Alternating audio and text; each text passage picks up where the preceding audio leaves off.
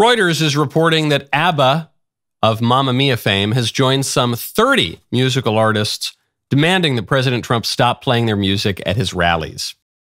Now, I don't doubt that liberal musicians don't like Trump, but I also don't trust establishment news reporting. So I decided to take a look at who's on the list. First on the list, Prince. So I immediately began to doubt this whole story because I recalled that Prince has been dead for 8 years. Then we have Adele, REM, Neil Young, all checks out. Queen, the main guy's been dead for decades, but the other guys are around. Brian May's a big lib. Okay. Lynyrd Skynyrd, hold on a second. Not only did 3 of them die in a plane crash almost 50 years ago, but the last surviving original member died last year. So there is no Lynyrd Skynyrd is still alive. Then we have, right after that, David Bowie. David Bowie also died 8 years ago. Kenny Rogers, he's been dead for 4 years. How did any of these people demand that Trump stop using their music? But then it hit me. These people are all campaigning from beyond the grave, which is exactly the way that so many Democrats vote. I'm Michael Knowles. This is The Michael Knowles Show.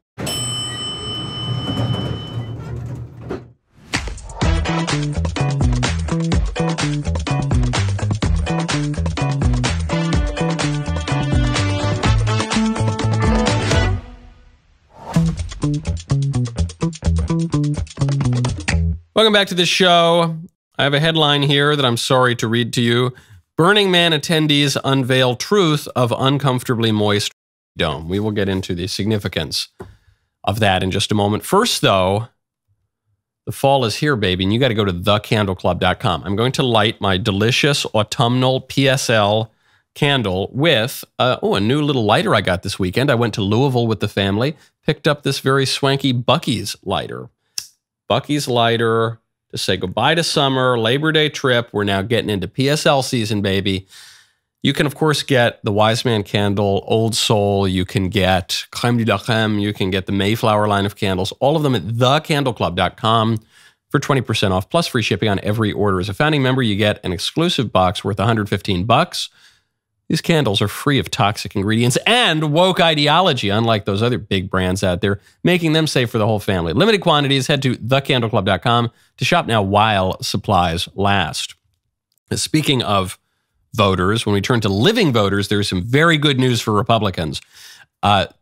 Republicans are leading Democrats in voter registration in Pennsylvania. This is according to Axios, which is a left-wing outlet. On Tuesday, this last Tuesday, Republicans added 19,127 new voters to their rolls in July. Democrats only added 17,495. So it's close, but usually the Democrats are way better at this stuff than we are. The Republicans are doing very well in Pennsylvania, which is a must-win state. Overall, we're outpassing the Dems by about 7,000 new registered voters, according to the state. This is the first time in 15 years that the GOP is leading Dems in Buck County. This is according to the Philadelphia Inquirer. So, we all make the joke. It's not even so much a joke that the Democrats are really good at winning the votes of dead people and non-citizens and ineligible voters, meaning, felons and things like that. But they are pretty good at that. And what really matters is not even so much who votes, but who counts the vote. You got to get all your people to go out there and vote. That's very important. And the Republicans are doing a pretty good job, at least in Pennsylvania, on that. But then we need to have an army of lawyers. We need to have an army of poll watchers. We need to keep the pressure up, a lot of media, to make sure that pipes don't burst in the middle of the night, that the counting is not blocked out from scrutiny. It's something that FDR joked with LBJ about. 2 Democrats who were presidents who were fairly corrupt in their own respective ways. We got to make sure that we vote and that we get the votes counted. So there's very good news on this front. Turning to Washington, D.C., Mike Johnson, Republican Speaker of the House, might attach something called the SAVE Act to a short-term spending bill. So the SAVE Act was proposed by Chip Roy, good conservative Republican out of Texas. Chip Roy's SAVE Act requires proof of citizenship to vote. Simple as. The federal government is going to run out of money. The federal government is always on the brink of running out of money. The federal government will shut down on September 30th if Congress does not pass a stopgap spending bill. This happens all the time, and the Democrats bully Republicans into giving up everything they want because they say that the Republicans are going to be blamed for the shutdown. And the media will blame the Republicans for the shutdown, and maybe that will convince some low information voters. Okay, all of that's true. So then the Republicans cave and we get nothing, and the Dems get everything they want, and it's a perpetual crisis, and the Democrats exploit that crisis. They never let one go to waste. This is a brilliant idea. This is a brilliant idea. The only thing Republicans should be adding to the stopgap spending bill is the SAVE Act.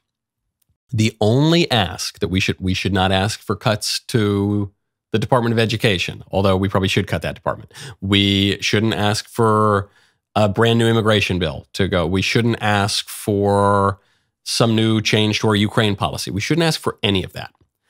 Not because those are not worthy goals, but because we don't want to muddy the waters here. Republicans should make this very simple. Okay, Democrats, we'll get you through a short-term spending bill so the government doesn't shut down. We have one request. Make sure that only citizens are voting. It's right before a presidential election, so that's it. And force the Democrats to say yes or no on that issue alone.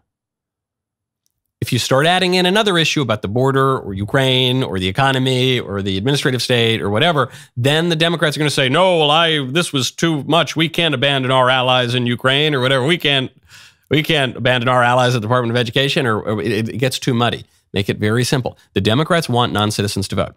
That's one reason that they flood the country with foreign nationals and have allowed millions and millions of people in recent years to come into the country. And then even beyond that, they think that their mere presence in the country and the children they have will lead to a permanent electoral majority. But they literally want non-citizens to vote. And they want voters who are today ineligible to start to be eligible, because the Democrats do very well among foreigners and felons and the dead. So I love it. Don't worry. Yes, the media will try to blame a shutdown on Republicans, but if it's simple, if it's clear enough, the Republicans will be able to say, look, we had one simple ask. Let only citizens vote. You wouldn't do it, so it's the Democrats who shut down the government. That's pretty easy to sell. Also, because if we don't secure our elections, if we're not willing to expend political capital to secure our elections, then, yeah, we're probably going to lose elections. If the Republican fear is, well, look, we can't fight with the Democrats here because then the government might shut down and we might be blamed for it and then we might lose the election. Yeah, well, if non-citizens are voting, you're going to lose the election too. So might as well go down swinging, guys. And I don't think you'll go down. I think this is actually a very winnable issue for the GOP. Now, part of the reason I think that is the Kamala team is getting nervous. Kamala tweeted this out over the weekend. You know, they've been bickering over this debate. Trump agreed to a debate with Joe Biden. He won so decisively that Biden is out of the race. Kamala comes in. Kamala insists on the same debate terms that Trump agreed to with Biden. Trump said, look, I didn't agree to any debate with you, Kamala, but okay, if you really want it, I'll accept those terms. And then Kamala all of a sudden comes in and says, well, I want to change the rules now. I want to change the rules somewhat so that they benefit me even more than the previous rules would have benefited Joe Biden. So here's what she says. Donald Trump is surrendering to his advisors who won't allow him to debate with a live microphone. You recall in the debate, the microphone is muted while the other person is talking. If his own team doesn't have confidence in him, the American people definitely can't. We are running for president of the United States. Let's debate in a transparent way with the microphones on the whole time. This is the clearest evidence yet that Kamala is really scared. Because she's trying to prod him like a bully does in the schoolyard. Oh, yeah, you're too chicken to give me everything I want. Yeah, that's what it is. You're not a man if you don't, for no reason, give me every single thing that I'm asking for. What? Huh? Why would he do that? The rules worked out pretty well for him last time. And by the way, he agreed to the rules when everyone believed that they would benefit the Democrats. But why? Well, you're just too chicken. You're afraid of your advisors. This is an absurd accusation on its face. Kamala's advisors don't trust her to speak to anyone, including the friendliest reporters. The one sit-down interview she's had since she got the nomination, she had to tag team it with her teddy bear, Tim Walz. Nobody believes Kamala wrote that tweet. There's the proof. That's all the proof you need that this is an absurd accusation. Say what you will about Trump. The man writes his own tweets. Kamala didn't write that. That was some advisor who wrote. That was some staffer who wrote that. Kamala doesn't write her own tweets.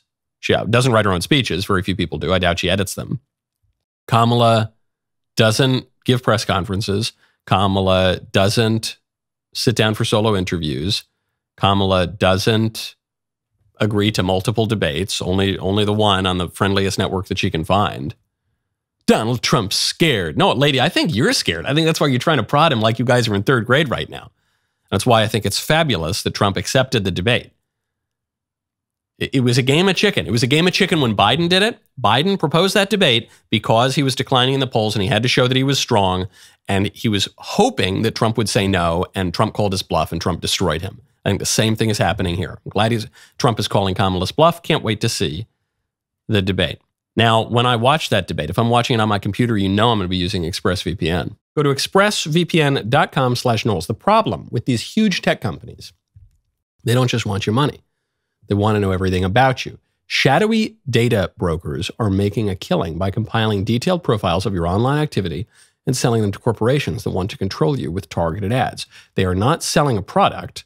They're selling you. I guess you are the product. Well, here's the good news. You don't have to let them. There is a way to keep your browsing history truly private. It's called ExpressVPN. I use ExpressVPN because one of the easiest ways for these data vultures to track you is through your device's IP address. It's like a digital fingerprint that also reveals your location. But with ExpressVPN, I know my IP address is hidden by encrypting 100% of my network traffic, making it that much more difficult for data brokers to monitor, track, and monetize my online activity. Not to mention, ExpressVPN works on all devices. My phone, laptop, tablet, you name it, ExpressVPN has me covered. It's super easy to use. You click one button, boom, you're good. Protect your online privacy today by visiting expressvpn.com/Knowles. That's expressvpn.com/Knowles. You get an extra 3 months free. expressvpn.com/Knowles. Kamala is not looking great on the issues. When this debate happens, it's going to be tough to find issues on which Kamala's views are more popular and her record is more impressive. We've heard in recent weeks that Kamala wants to tax unrealized gains, meaning, you invest in your 401k, say, and some years it goes up a little bit, some years it goes down a little bit, but if it goes up as it currently stands, you don't need to pay anything on that because you haven't actually made any money yet. You don't have any cash. It's just kind of numbers on a computer screen. You got money out there in the market. Kamala wants to force you, or at least force people above a certain wealth threshold, to sell their investments in order to pay taxes to the government. Kamala has really not said boo on the issue because she knows that it's a really touchy issue. However, we've just gotten confirmation that this is what the Harris campaign is talking about because her economic advisor, Bharat Rama, went on TV on CNBC, so it's a relatively friendly network, to defend this policy. Unrealized gains, taxing unrealized gains just doesn't seem fair in any sense of the word. In the very best sense, if you are taxing unrealized gains, all you're doing is pulling forward the taxes that would be paid later when someone actually sells the stock. I think that this reaction to unrealized gains is a little funny, given that I bet that the majority of people watching right now are already paying a tax on unrealized gains. It's called a property tax.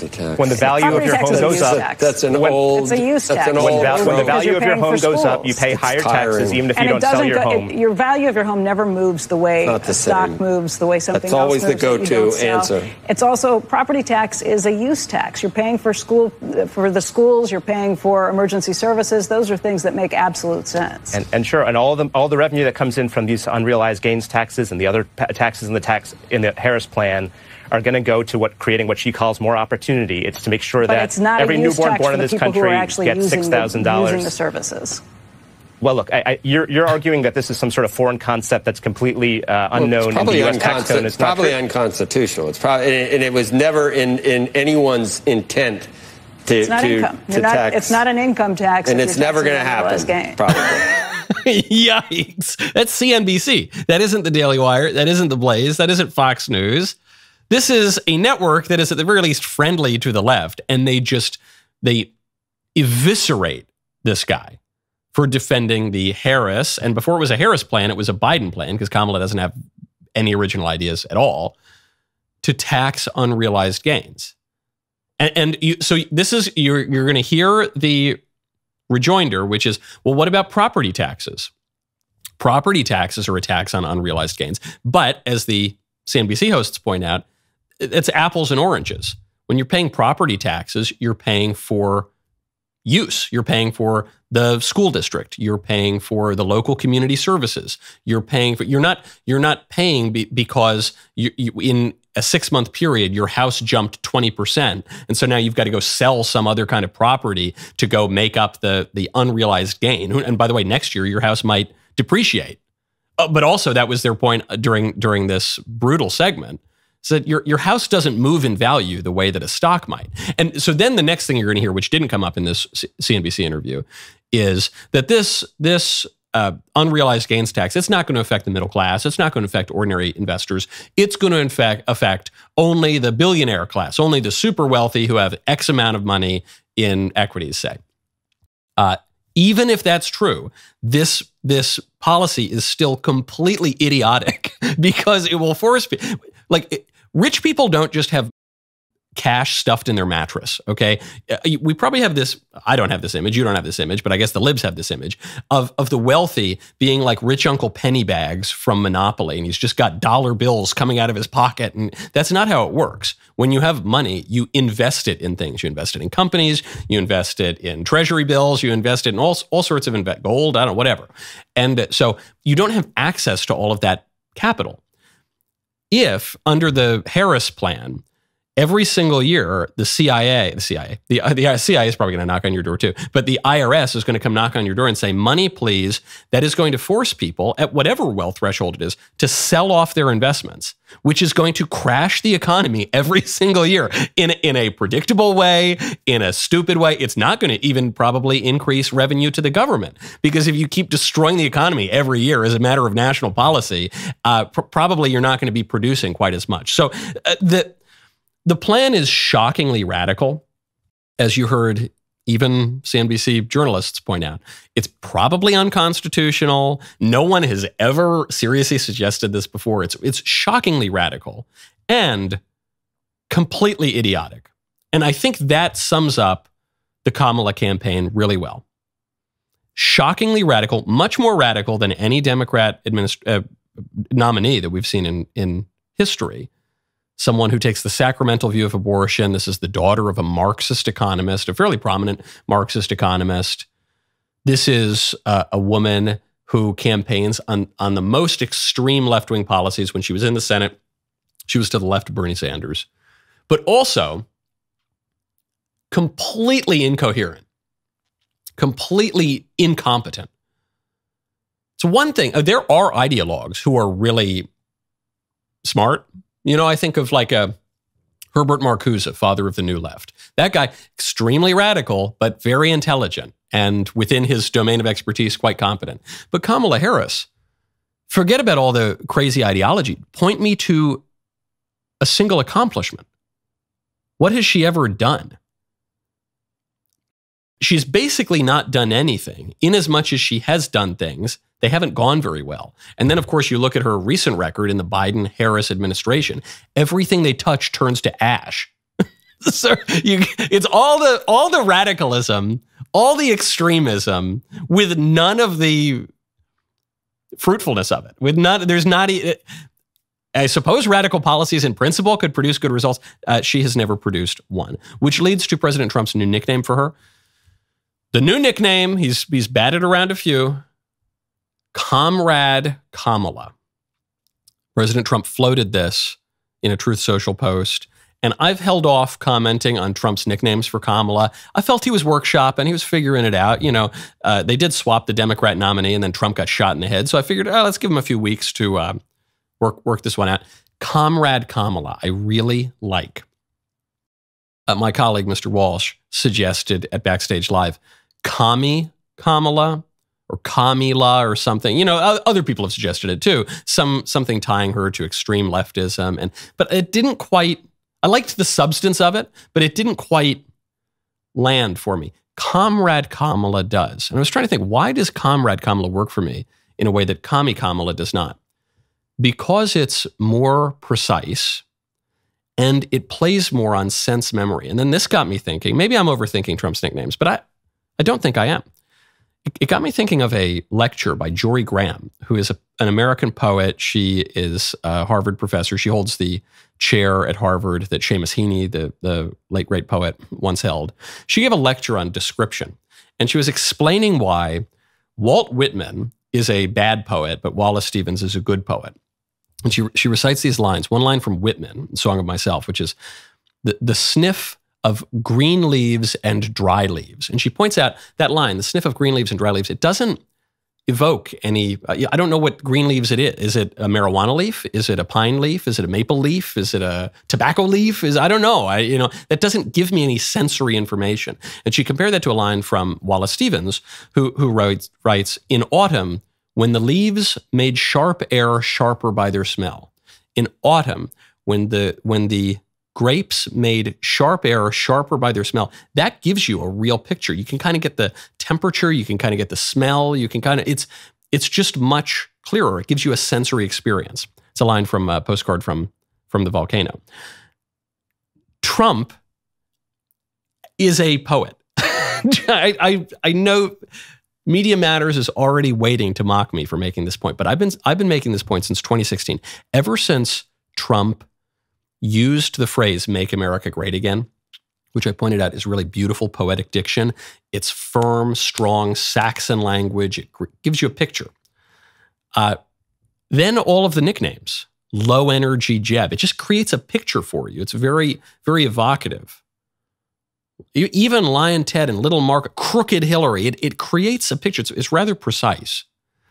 The man, like him or not, this man has a great command of poetic diction. So Commie Kamala, I don't know, is Commie like a college fashionable communist, some like bougie white girl who doesn't like her dad? Or are we talking about Fidel Castro? Are we talking about some hardened communist guerrilla radical? I don't know. It doesn't, I don't have a picture of it, but Comrade Kamala. You're picturing, I don't know, someone in like a gray hat with a hammer and sickle on it with a little bit of an accent like Boris and Natasha. It's very good. It's very good. I think we've landed on the right one. Comrade Kamala, I'm in. Now, speaking of policy, you need to check out Policy Genius. Go to policygenius.com/Knowles. Every big election gets me thinking about the future, not just the next 4 years, but decades down the line. What kind of America will we leave for our children and grandchildren? It's a sobering thought. While we fight the good fight politically, we also need to take care of our own families' futures. That is where Policy Genius comes in, the country's leading online insurance marketplace. A lot can happen over the next 4 years, let alone the next few decades. Policy Genius helps you find the right life insurance policy at the best price, so you have one less thing to prepare for in these uncertain times. Let me tell you, their prices might surprise you. With Policy Genius, you can find life insurance policies that start at just $292 per year for $1 million of coverage. Some options even offer same-day approval and avoid unnecessary medical exams. I have got life insurance myself. Knowing that my family is taken care of gives me the peace of mind to focus on the cultural battles that we are fighting every day. Policy Genius makes it easy. Their technology lets you compare quotes from America's top insurers in just a few clicks. Plus, they've got real licensed agents to help you out if you need it. Be ready for the future with Policy Genius. Go to policygenius.com/Knowles, K-N-W-L-E-S, or click the link in the description to get your free life insurance quotes and see how much you could save. That is policygenius.com/Knowles. All right, folks, the mailbag is coming up on Friday. And if you want to send in a mailbag question, 2 ways to do it. There's the written mailbag and the voice mailbag. Either way, you go to the DailyWire, you go to dailywire.com, you click on the watch button, then you go to my show. You click on my show, you click on the submit a mailbag question. Okay. Then you can either type it in there or you can record a audio question. You can do it on any app that you use to record audio, and you just attach that as a file. All I will ask you is keep the questions to under 60 seconds. Some of you people, you send me your life story in an audiobook that is, 12 hours long. I can't play that on the show. Less than 60 seconds. Got to be, send it in. We'll get to it on Friday. Speaking of sense memory, a headline out of the Daily Star, Burning Man attendees unveil the truth of uncomfortably moist dome. Burning Man is not a festival for the faint-hearted, and for good reason. Attendees of the crazy festival unveiled some steamy traditions in the dome tent. I'm not going to read the rest of this article, either privately or publicly on this show. It's a family show. But there's a great lesson to be learned, even just from that headline. I know a lot of Burning Man types. I know a lot of Burning Man types, meaning the type of people who go to Burning Man, and I know people who literally go to Burning Man and have gone to Burning Man a number of times. The people who go to Burning Man they're people who would call themselves seekers. They're seekers. They're open-minded. They're spiritual, but not religious, man, I'll tell you something, they're distrustful of organized religion, but they're seekers, If you think organized religion is bad, just wait till you learn about disorganized religion. Because this stuff, the Burning Man, where these people actually go to the desert to worship a burning effigy, like a giant flaming idol. Straight out of Exodus, they do this, okay?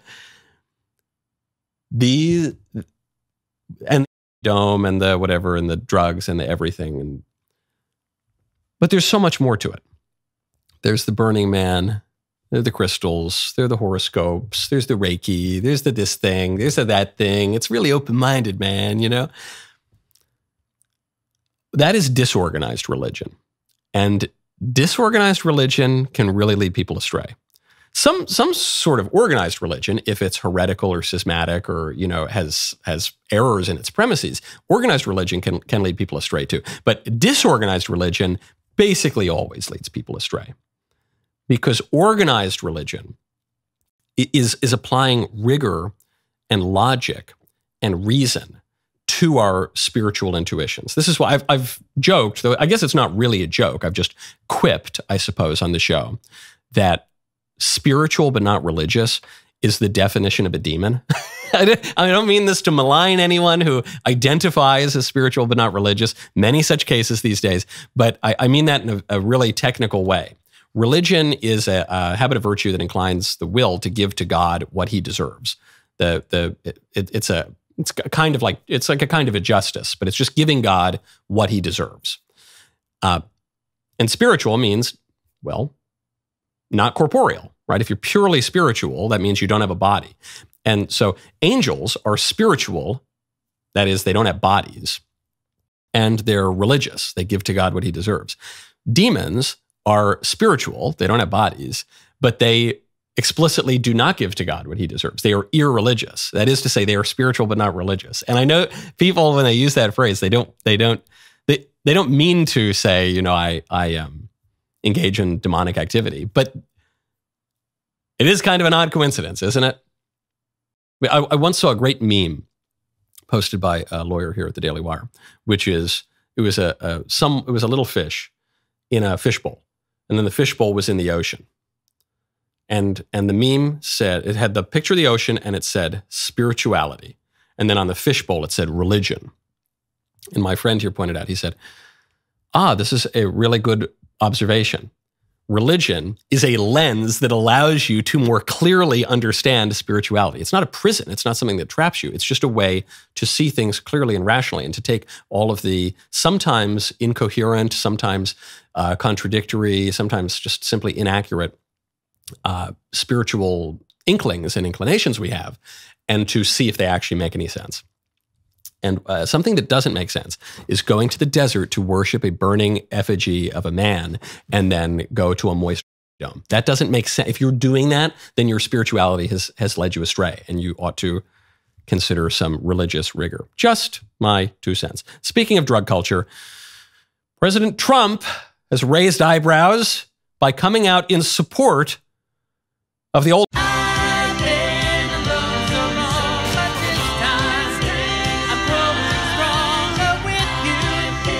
Speaking of Law and Order, huge story that will affect this very show, actually.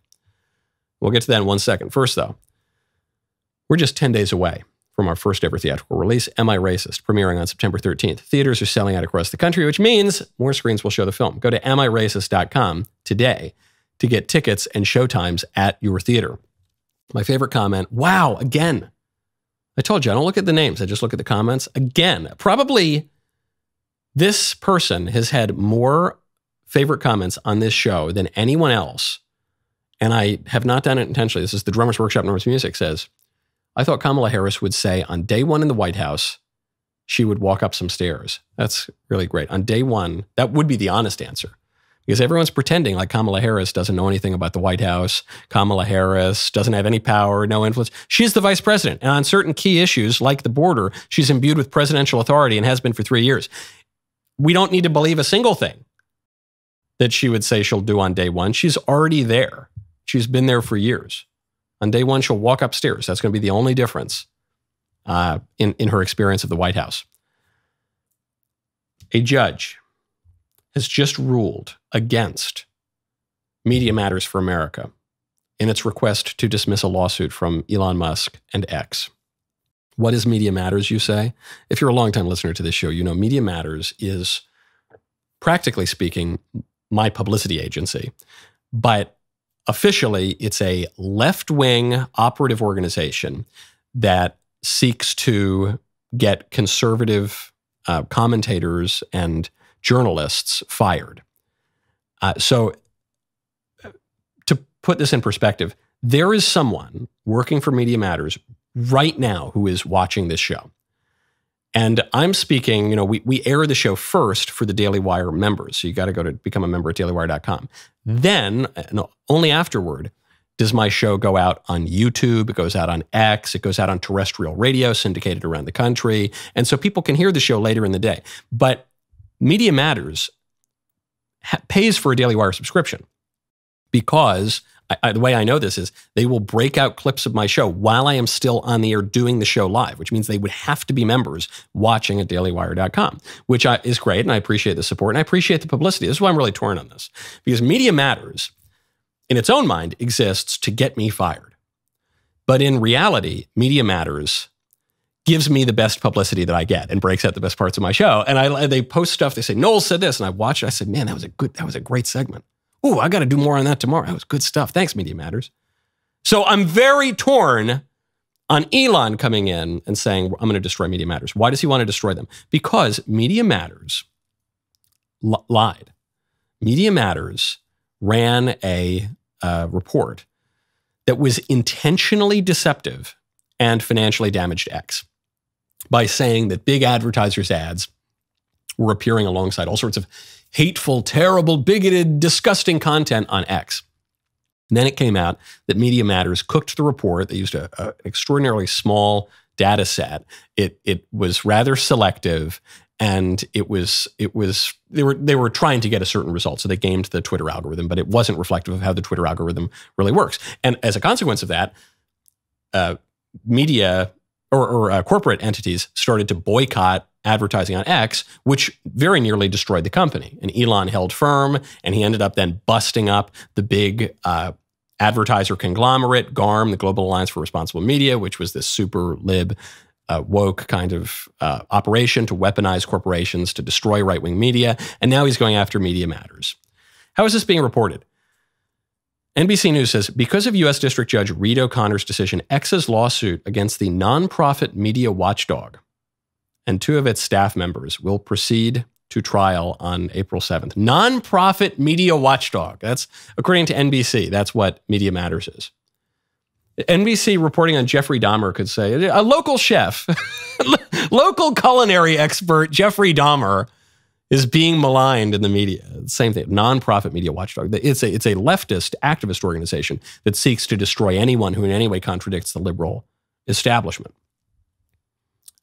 So I'm torn because I have great affection for the Media Matters employee or employees who are watching my show live right now and seeking to publicize my show and get more viewers for me.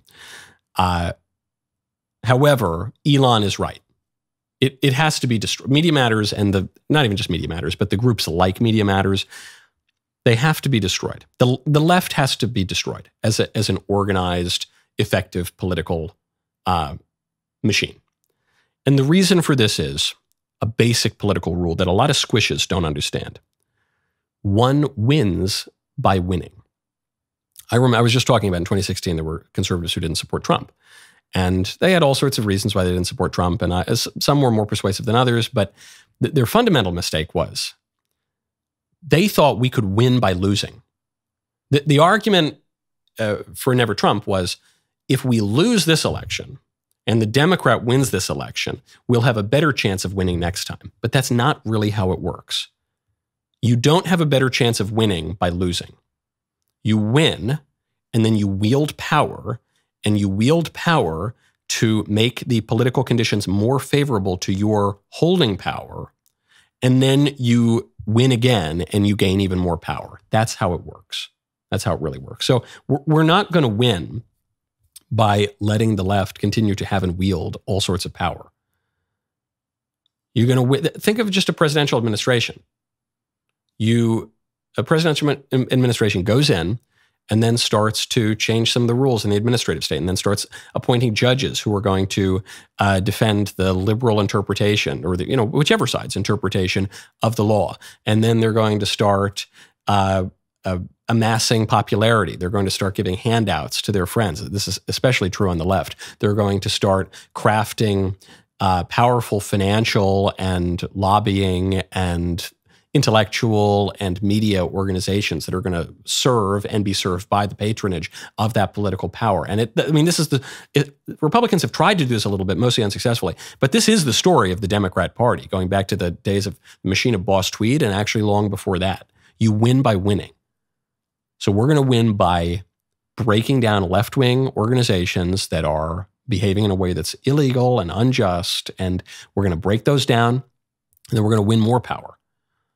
And then we're going to win in the media. And then we're going to go win in retail, in just regular consumer goods, corporations. We're doing this here at the Daily Wire. Then you're going to win in popular entertainment. Then you're going to go win in elections. You got to win those elections. And then you're going to go win here and there and there.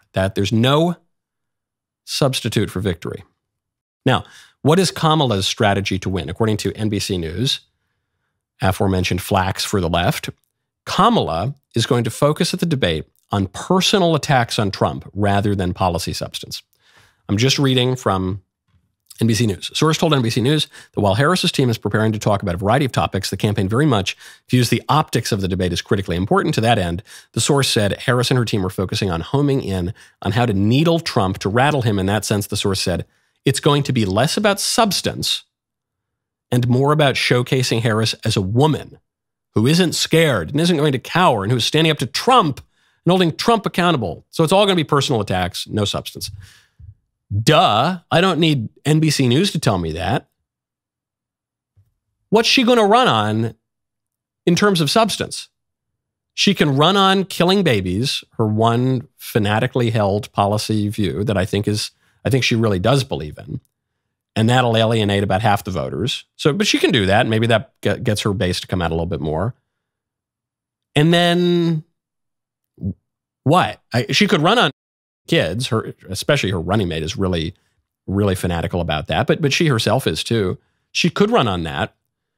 That's not a winner politically, though. For goodness sakes, that issue flipped Virginia into the Republican column. So that's not going to work. That helped get Ron DeSantis reelected overwhelmingly in Florida. So that's not going to work. What's she going to run on? The economy, migration, foreign wars?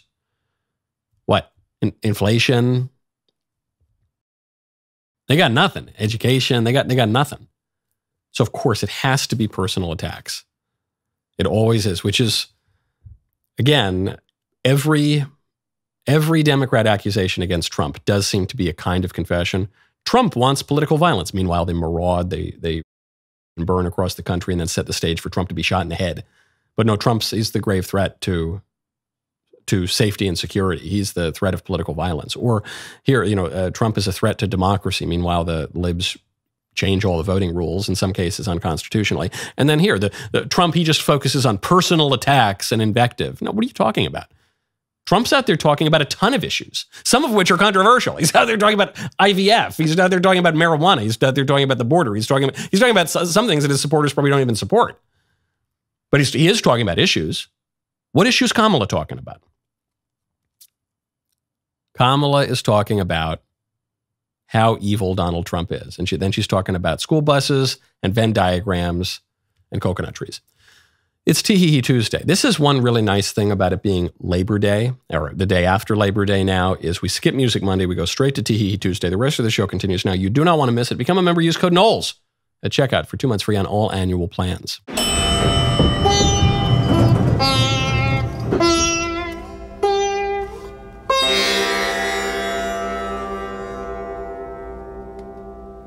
Republicans are Nazis. You cannot separate yourselves from the bad white people. Growing up, I never thought much about race. It never really seemed to matter that much, at least not to me. Am I racist? I would really appreciate it if you left. I'm trying to learn. I'm on this journey. If I'm going to sort this out, I need to go deeper undercover. They gon' say I'm racist. Joining us now is Matt, certified DEI expert. Here's my certification. What you're doing is you're stretching out of your whiteness. This is more for you in this field. Is America inherently racist? The word inherent is challenging there. I want to rename the George Washington Monument to the George Floyd Monument. America is racist to its bones. So inherently. Yeah. This country is a piece of White folks, White. trash, white supremacy, white woman, white boy. Is there a black person around? There's a black person right here. Does he not They gon' exist? say I'm racist. Hi, Robin. Hi, what's your name? I'm Matt. It's had to ask who you are because you have to be careful. Never be too careful. They gon' say you racist. Buy your tickets now. In theaters September 13th. Rated PG-13.